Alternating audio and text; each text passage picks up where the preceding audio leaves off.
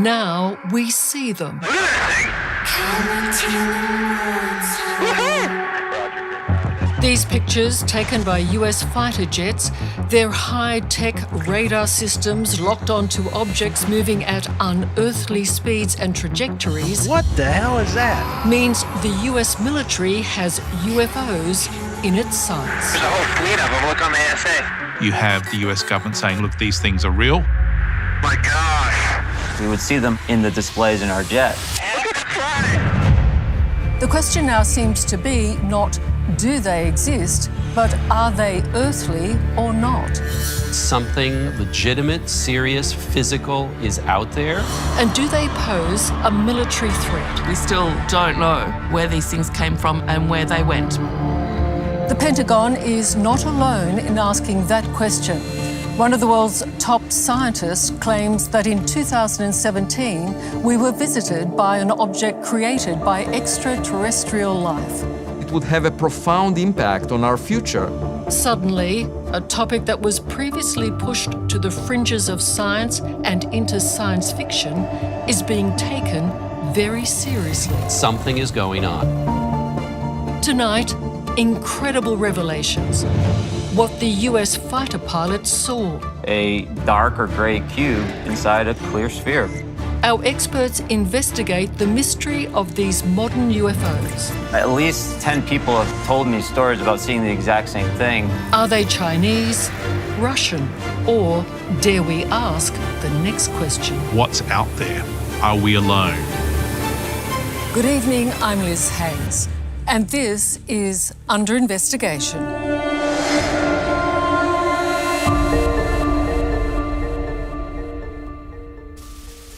Joining me from Boston, Massachusetts, Ryan Graves, a former US fighter pilot who encountered these unidentified objects from the cockpit of an FA-18 Super Hornet. And Greg Agigian, professor at Penn State University, who is researching the history of the UFO phenomenon. In Adelaide, Associate Professor Alice Gorman, an internationally recognised space archaeologist from Flinders University. In Canberra, Dr. Malcolm Davis, Defence Analyst with the Australian Strategic Policy Institute. And here with me in Sydney, Dr. Jackson Ryan, Science Editor with CNET. People were startled when they saw 3 flying saucers high over Hollywood Boulevard. UFOs, extraterrestrials, intelligent life in the universe. It's a decades-old fascination. The stuff of Hollywood. I'll be right here. And excitable reporting. Looked up and gasped. Gasped, we say. Prompting theories of alien invasion. And the obsession of an entire subculture of so-called ufologists. I've seen orbs, balls of light, moving erratically. I did the math one time. It was about 23,000 miles an hour. All dismissed by science and the military until now. Oh my gosh, dude. Wow. These extraordinary videos, shot by US Navy pilots and released by the Pentagon, Whoa, it's getting close. changed everything. Can I start with you, Professor Agigian? What's substantially different, do you think, about these UFO sightings? Well, I think when it comes to these recent sightings, for me, it's about the fact that the military has come forward and said these are real physical objects. Something serious is out there, and they need to study it, examine it, make sense of it, analyze the data, and go from there. Malcolm Davis, the fact that the Defence Department in the US has acknowledged this, is that the difference for you? Yes, that is a key difference. Now you have the US government saying, look, these things are real. We're not sure what they are, but they're real, and we need to investigate them further. Ryan Graves, you don't doubt for a minute that this is something that is independent and it is a solid mass of some sort. I have no doubt. That's what the data has showed us, and that's what we've seen with our eyeballs.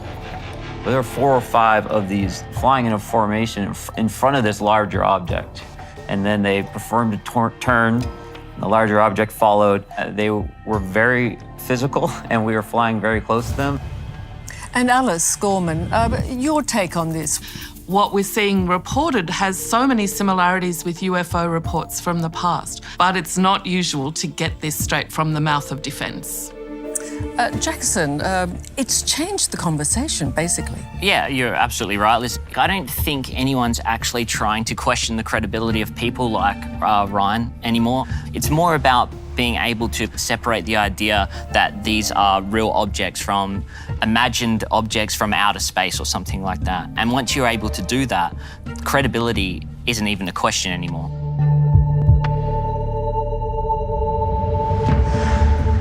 In the US, on June 25th last year, President Biden's Director of National Intelligence released a report on UFOs using a new code word, UAP, Unidentified Aerial Phenomena.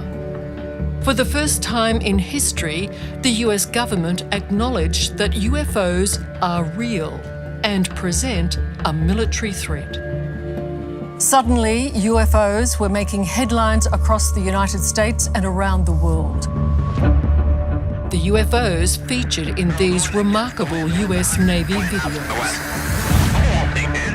We've seen these things at the exact same point in the sky from a number of sensors, from a number of aircraft as well. All of this getting pumped in from our entire strike group. Ryan Graves was a US Navy test pilot. He and other pilots from his FA-18 fighter squadron encountered UFOs in restricted space off the US Atlantic coast every day for at least 2 years, detected by a number of sophisticated military sensors. What was very interesting to me was that out of those reports were 11 near misses. For us as aviators, a near miss is a very big deal. How close is a near miss? You would define it as maybe within 500 feet would be the technical term. So that is close. So what we would see typically on our radars, we would see the actual track file, we call it, where the object is and how fast it's going and what direction. We would see them in the displays in our jet. Malcolm Davis, would this be the first time that you've not doubted that there's something out there? Look, it's very clear that these are physical objects. They're real. They're certainly not illusions or imagined. Defence analyst Dr. Malcolm Davis has studied the US UFO report and military eyewitness accounts. He firmly believes that however extraordinary their technology, these UFOs are man-made. The fact that these have occurred a number of times in areas where the US military have been undertaking exercises is very interesting, because it does suggest that whatever these objects are, they have an interest in monitoring and observing the ability of the US military to undertake air combat manoeuvring in fast jets.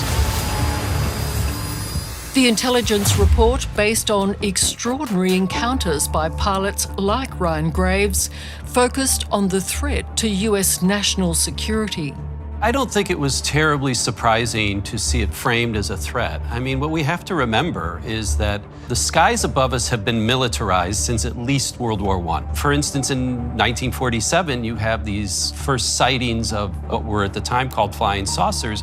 They were instantly thought about in terms of whether or not these pose a threat to national security. Coming up, what was visually seen was a cube. That's correct.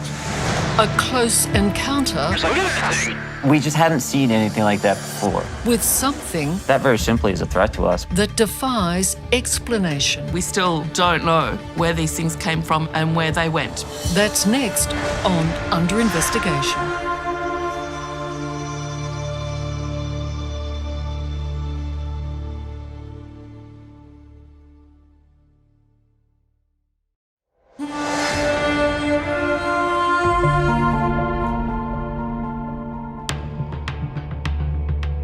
A top-secret unit within the US Defense Intelligence Agency has been investigating UFOs, which it calls UAPs, Unidentified Aerial Phenomena. Dozens of these objects were witnessed by highly trained Navy pilots and captured on a variety of sensors over the last 20 years. To the Pentagon, they're a security threat, possibly from Russia or China. Others ask the question, are they extraterrestrial? 3 of the unidentified craft detected by the US military and witnessed by military observers were given the names of Tic Tac, Gimbal, and Go Fast. They were captured on video recorded by US Navy pilots. Drone, bro. There's a whole fleet of them. Look on the ASA.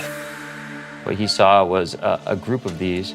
Lieutenant Ryan Graves was one of those Navy pilots. 3 to 4 to 5 other vehicles in a formation that appeared like a wedge. We were all going out on a flight together doing an air combat training mission while we were off the coast of Jacksonville, Florida. One of my wingmen went back a little bit earlier, as is normal. And on the return to base, he gained the object on the radar. Look at that thing, dude. Ryan flew alongside the aircraft whose nose cone camera recorded this video of the UFO dubbed Gimbal. My gosh. They're all going against the wind. The wind's 120 knots from the west. What's interesting about the gimbal is that we don't see an exhaust. We don't see anything that would indicate that any heat flow is emanating from this object. Gimbal had no observable flight surfaces or means of propulsion and seemed to be surrounded by an energy field. We had been dealing with these objects for a long period of time, so we're not surprised to see them out there, but the gimbal was different. Look at that thing. It's rotating. It looked different, the shape of it. We just hadn't seen anything like that before. Given you're a fighter pilot, you're out there, when you see something that doesn't make sense, is that a threat? You know, a threat means something very specific for us in a very specific scenario. So an unknown aircraft operating in our training space where we're not expecting other aircraft, that very simply is a threat to us. A threat is about uncertainty. It's not about intent. Ryan's FA-18 Naval Fighter Squadron had just upgraded its radar system and initially wondered if malfunctions might account for the UFOs being picked up. But when the objects were also detected on their aircraft's infrared sensor system called FLIR, which positively identified the objects as solid, the conversation changed. I think the mood shifted a bit, and that's when we started submitting safety reports, wondering why perhaps some classified program was working in places they shouldn't. What was the technology that these objects seemed to have that you found astounding? So these objects would look on our FLIR as if they were cold. So no exhaust plumes, no propellers, no heat radiation. There's a restricted area though, right in this coast area here that we'd see them out in the area as we kind of fly down here.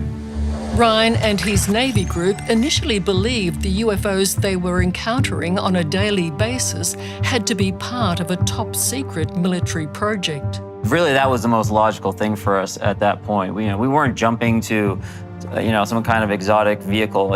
Our first assumption was this had to be something that we had and that we, the pilots, didn't know was operating there, but we should have. The extraordinary flight characteristics of these UFOs included no visible means of propulsion, hypersonic velocity, the ability to change directions instantly, low observability, and trans-medium travel, that is, moving seamlessly between air and water. What was splash? I think there's 2 rational explanations for these sightings. First is, it's a US black project that's being tested. And as Ryan said, that the US fighter pilot community should have known if that was the case. But clearly, if there are black project vehicles being tested, then the US Defense Department wouldn't want to make that public. Defence analyst Dr. Malcolm Davis believes the mystery objects are most likely advanced military aircraft created by a hostile foreign power. The second rational explanation is that somehow these are foreign-controlled drone technology developed by a major power adversary such as China or Russia. Some sort of breakthrough that we don't know about in terms of maneuverability and aerodynamics, and they want to gather intelligence on US military activities, and so they're testing these things out. There's no doubt that China, in particular, is developing highly advanced aerial weaponry and aircraft, recently testing a hypersonic missile and displaying this long-range stealth drone. How dangerous do you think that these objects are then, if they are coming from another country? Look, if they are coming from China or Russia and somehow they find a way to deploy them to those areas where those objects were sighted, then that's a very serious issue indeed, because it does suggest then that our adversaries have developed some sort of breakthrough technology in terms of propulsion, aerospace engineering and materials science that would enable the sorts of characteristics that Ryan talked about. If it's a threat, it's likely to be one of surveillance. And of course, this is happening all over the world all the time. Our skies are full of military satellites whose job it is to monitor the military actions of other nations. And our lower skies are full of unmanned aerial vehicles, drones of all kinds. The skies have never been fuller of eyes than they are at this point in time. And yet we still don't know where these things came from and where they went. Space archaeologist Associate Professor Alice Gorman points out that although these particular UFOs have been verified by the military, their characteristics match other sightings reported over previous decades. This kind of report of objects in the sky changing direction suddenly, moving at speeds that seem unnatural, going against wind direction, has been a feature reported of UFOs for a very long time, which suggests that whatever this technology is, it has also existed for a very long time without the cover being blown. Then we have two hypotheses. It's of a local terrestrial origin or possibly an extraterrestrial origin, but it has to come from somewhere and it has to go to somewhere. I think we have to acknowledge something, that virtually every single characteristic of the kinds of things we're now hearing about are things we heard about dating back all the way to the 1940s and 1950s when the whole UFO phenomenon of flying saucers, as they were of course talked about back then, was playing out. So one of the more intriguing questions to ask ourselves is, if this isn't new, are we dealing with the same phenomena? But just as with UFO sightings in years past, there are still skeptics. Science journalist Dr. Jackson Ryan says despite the US military confirming these latest reports, many say the proof is far from definitive. One of the complaints, Jackson, seems to be that it's always grainy footage. Yeah, I mean, it is always grainy footage, and I think part of the issue with having grainy footage is that it is not the most ideal evidence, right? And for instance, with Tic Tac, you've got people who have looked at that footage extensively.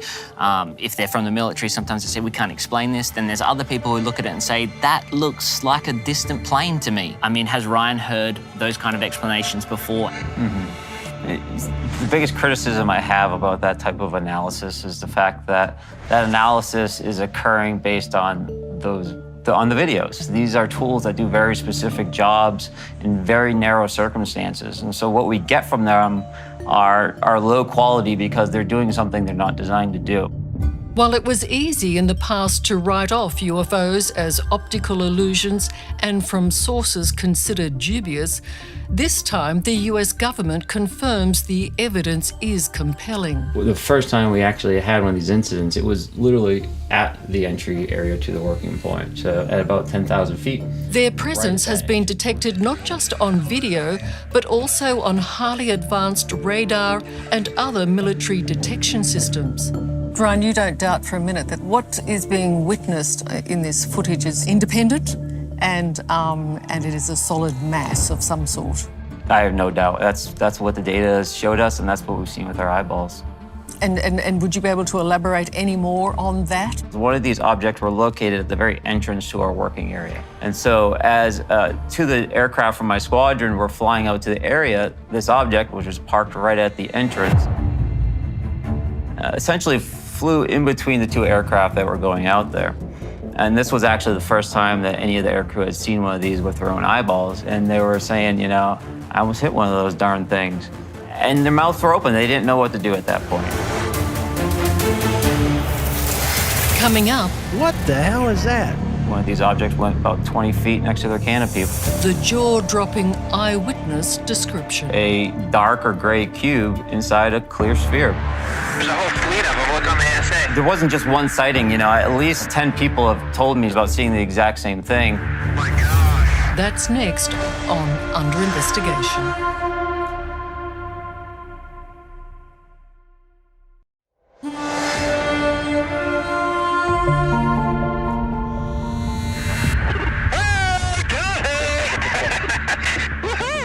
Multiple sightings of UFOs by the US military reporting to a top-secret unit in the Pentagon has reignited debate about what these mysterious objects are and where they came from.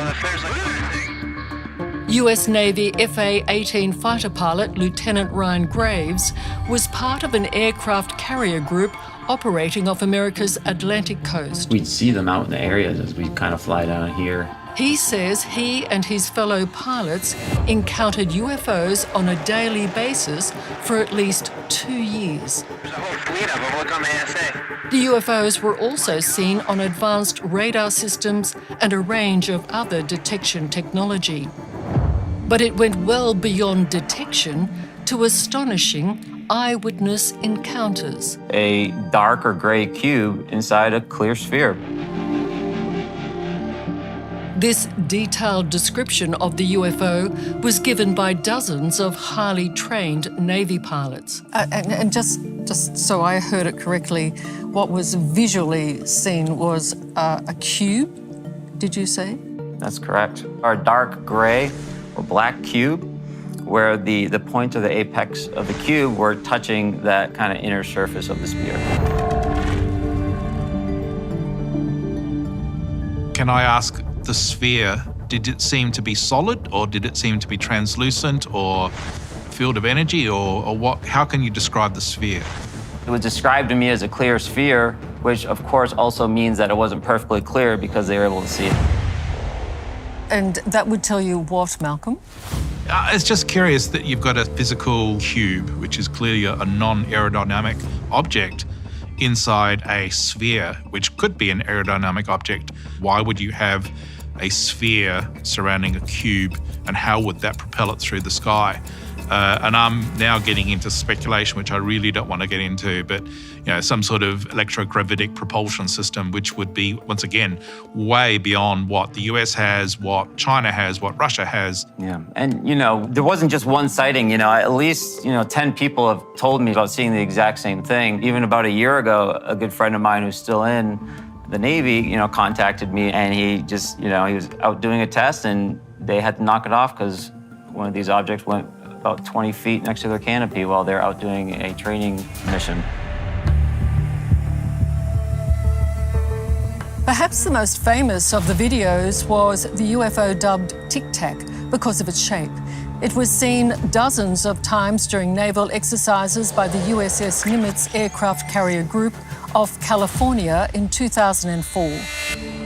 Including by the commander of the FA-18 squadron on the Nimitz, David Fravor. So as we're looking down off the right side, the backseater in the other airplane, Jim, says, "Hey, Skipper, do you?" And that's about what he gets out of his mouth. And I go, "What the hell is that?" And then we see this little white Tic Tac, because we're about 20,000 feet above it, and it's going basically north-south and then east-west, north, and it's abrupt. It's very abrupt.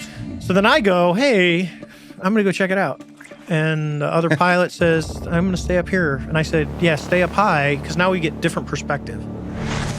The oval-shaped UFO, approximately 12 meters long, was hovering above a roiling patch of white water. So I'm coming down, and as I get to 12 o'clock, as the Tic Tac's doing this, it's like it's aware of us, and it just goes bloop, and it kind of points out towards the west and starts coming up. So now it's obviously knows that we're there. Whatever this thing is, it knows that we're there. We watch this thing on a crystal clear day with 4 trained observers, and it just, as it crosses our nose, it accelerates, and literally in less than, probably less than a half second, it just goes and it's gone.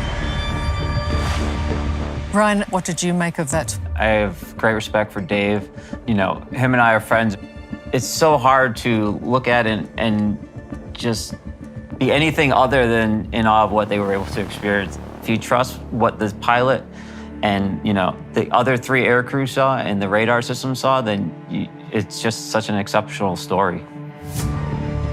So concerned is the US Defense Department that it has mandated for a more advanced scientific study of the UFOs being encountered by its military pilots. It said very clearly that the instruments and technologies that have been available up until this point were not suited for researching in any sort of refined, precise way the UAP, the unidentified aerial phenomena. So yes, the next step has been to request additional funding, and among other things, supposedly will be new technologies for that very purpose. Coming up, are they extraterrestrial? There is no bigger question than, are we alone? One of the world's leading scientists weighs in. Are we the smartest kid on the block? Why he believes we have visitors from outer space. He went straight to the most exotic explanation you can think of. One of the reasons I'm seeking intelligence from space is that I don't often find it here on Earth. That's next on Under Investigation.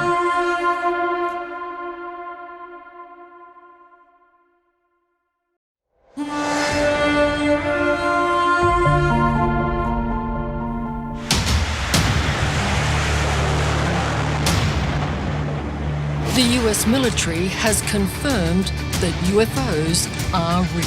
Oh my gosh, dude.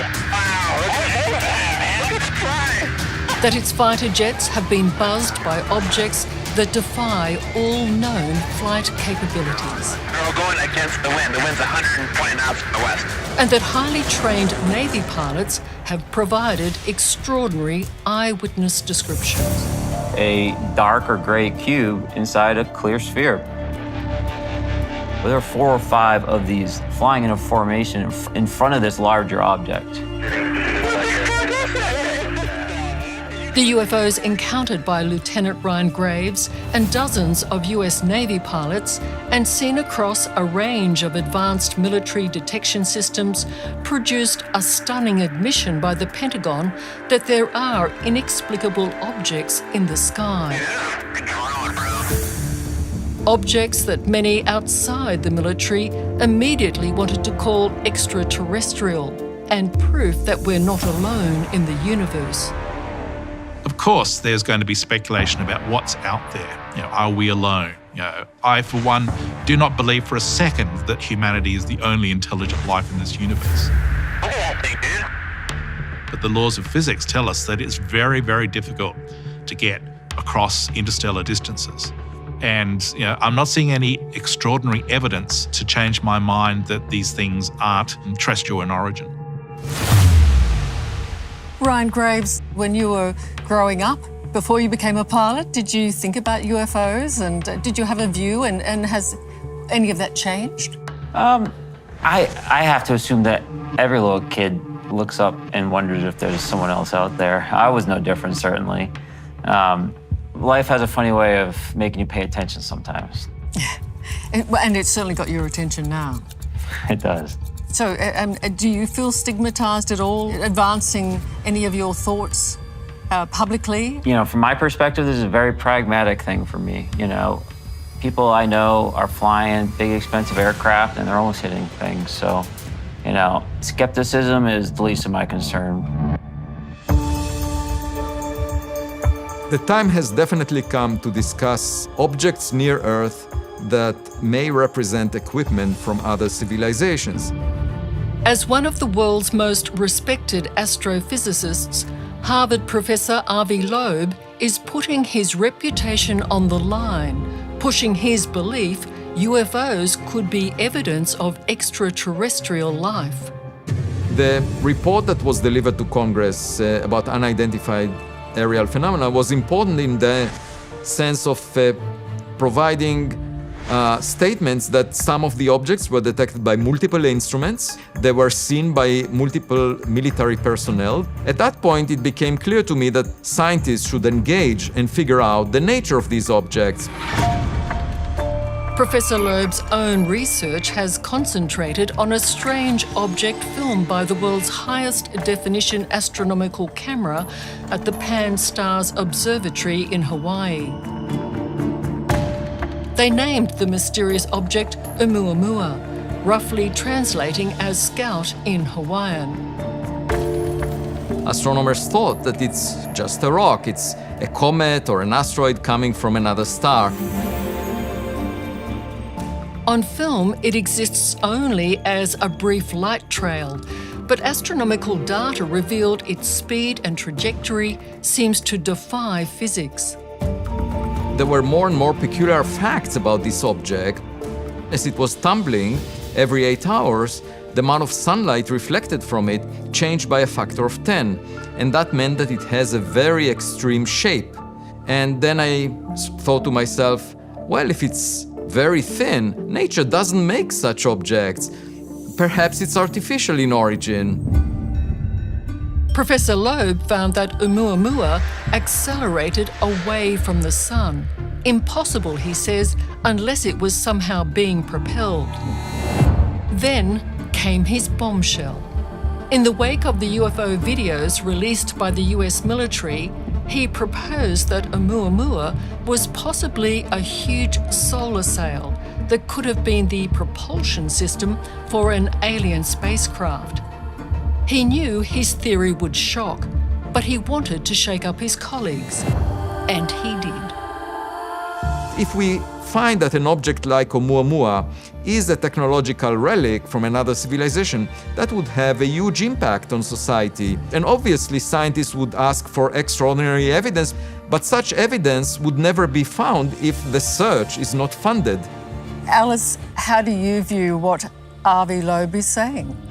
I think it's really interesting, the hypothesis that this is a solar sail made by an extraterrestrial intelligence that has just flitted through our solar system. But Professor Loeb has the same data and information as all the other scientists who've been investigating. And I don't think the evidence supports it when I read my astronomical colleagues' work.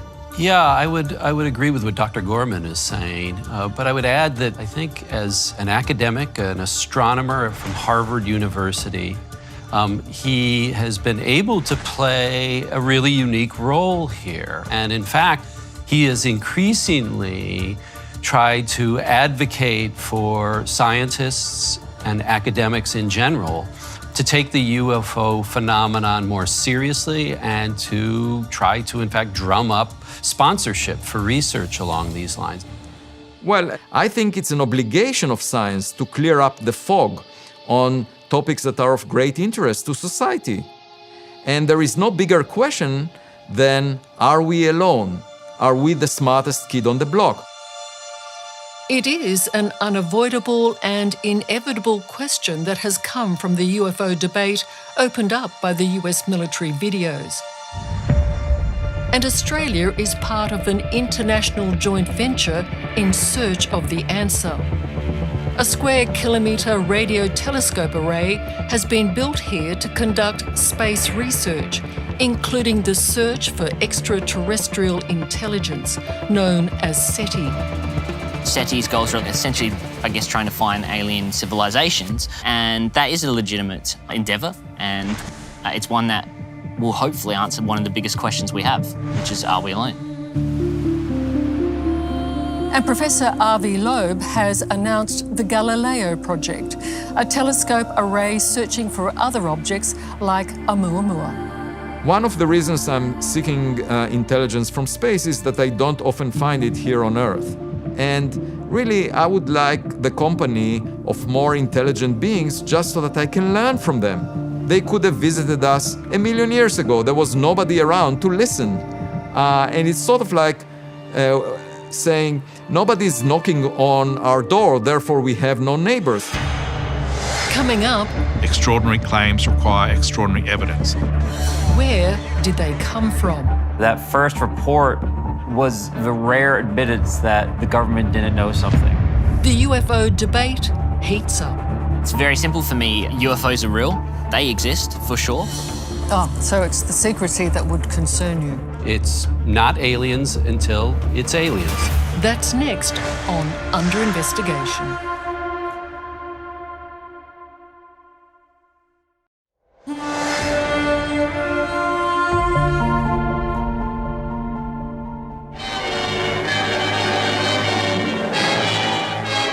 In France, like America, the flying saucer mystery makes headline. UFOs have been part of popular reporting for over 50 years. There are some people who claim it's a fact that flying saucers have landed here. The first known story about a UFO sighting was in 1947. A local rancher found what he claimed to be a flying saucer that had crashed on his land.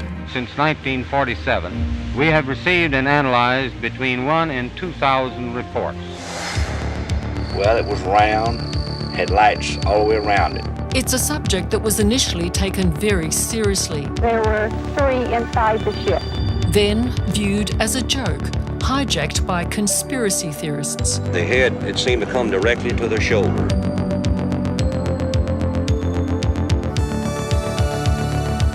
But now, after a name change from UFOs to UAPs, unidentified aerial phenomena are the subject of a new US government and military investigation. It's a development welcomed by US Navy test pilot Ryan Graves, whose own encounter with UFOs contributed to the Pentagon report that stunned the world. You know, that first report was the rare admittance that the government didn't know something. And what we're seeing now is the formulation of a plan in order to figure it out. And I think it's a great step. And putting cold hard cash behind investigations, I think through to 2026, does that tell you it's serious about this?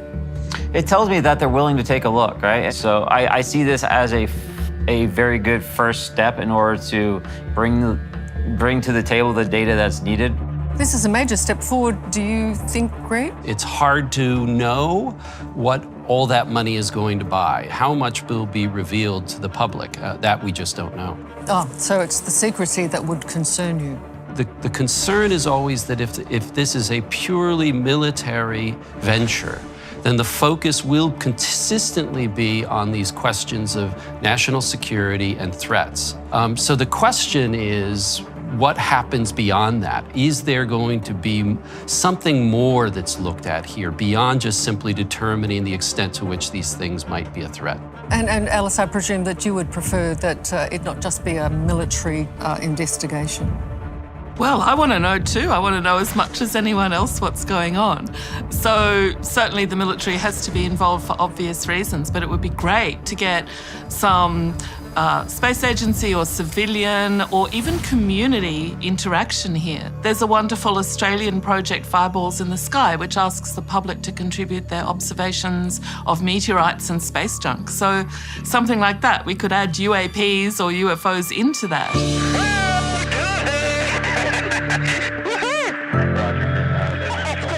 There's no doubt we live in interesting times. Just a few years ago, it would have been difficult to have a serious debate on the existence of UFOs backed by military and scientific observations. So, in conclusion, there are 2 questions that may be answered in our lifetimes. Are we alone? And may we have already been visited? Can I get your thoughts on that, Jackson? Yeah, I mean, it's very simple for me. UFOs are real. They exist, for sure. I also believe that we aren't alone in the universe, and some place in some time we will find signs of ancient life. I think those 2 things are completely separate. We have to always remember that UFO is a really clumsy category because typically people who operate with it will often lump together a whole bunch of different observations under that category. That said, within that category, yes, I think there's something legitimate and something worthy of investigation. I think the general sense that I have about this is it's not aliens until it's aliens. I can say that there is no archaeological evidence that aliens have ever visited Earth during the whole history of human existence. But I am very hopeful, particularly that we will find microbial neighbours in the rest of the solar system, and I'm personally pinning my hopes on Venus. Yeah, look, I think statistically it's almost impossible to suggest that we're the only intelligent life in the universe. The universe is vast with trillions and trillions of galaxies. So I think it's highly likely that at some point we will find evidence of extraterrestrial intelligence. So on the question of are we alone, I think the answer is almost certainly no. Have we been visited? Extraordinary claims require extraordinary evidence. And so far, I'm not seeing extraordinary evidence that we have been visited. All right. The final word to you, Ryan. What message do you think is important for all of us when it comes to keeping our minds open to what we're trying to make sense of out there? I'll offer one small pushback, which is, I think extraordinary claims require the same amount of proof as any other claim, right? There's no special magic proof that is required. Have we been visited or not? I don't know. I do think, though, we are going to figure it out. And if somebody sees something that doesn't make sense, you would encourage them to speak up? Of course. Of course. We can't be afraid of the things that are right in front of us. Well, listen, I want to thank you all very much for this conversation. It's a conversation I think some years ago we thought we may never have. And I appreciate all your views. And I thank you for joining me as well. I'm Liz Hayes. Good night.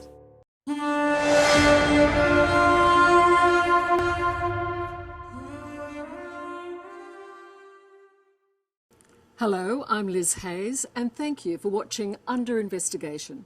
Subscribe to our channel now for exclusive clips, and don't miss out on full episodes of Under Investigation on 9Now and the 9Now app.